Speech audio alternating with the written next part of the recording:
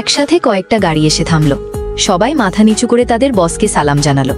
বস Roman গাড়ি থেকে নামতেই তার ম্যানেজার একটা ছবি দিয়ে বলল, স্যার, এই মেয়েটা অনেকদিন ধরে আপনাকে খুঁজছে, কাজ চাইছে, ওর অবস্থা খুবই খারাপ, তাই আপনাকে বারবার খুঁজছিল। ঠিক তখনই রোমানের ভাই এসে বলল, ভাই, তুমি এখানে কেন? তোমার আসা উচিত ছিল না। মা তোমার জন্য অনেকগুলো মেয়েকে ডেকেছেন, যাতে তুমি কাউকে দেখে বিয়ের জন্য বেছে নাও।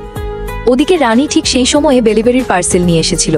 রোমান যখন বাড়ির ভেতরে ঢুকে তখন তার মা একে একে সব মেয়েদের দেখাতে থাকে, কিন্তু রোমান একসাথে সবাইকে না বলে দেয়।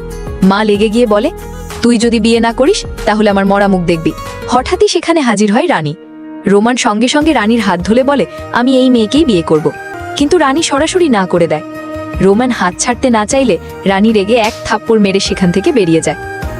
তারপর রানী কলেজের ক্যান্টিনে লাঞ্চ করছিল। তখন কলেজের প্রিন্সিপাল এসে বলে, আজ থেকে তুমি এই কলেজের প্রিন্সিপাল, বলেই রানীকে স্যালুট করে। ঠিক সেই সময় রোমান তার দেহরক্ষীদের নিয়ে হাজির হয়। রানীকে ধরে বলে, আমি শুধু তোমাকেই বিয়ে করব।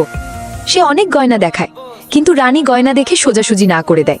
রানী বলে, তুমি এখান থেকে না গেলে আমি পুলিশ ডাকবো। রোমান জেদ করে বলে, আমি শুধু তোমাকেই ভালোবাসি আর তোমাকেই বিয়ে করব। তারপর রানীকে কোলে তুলে নিয়ে চলে যায়।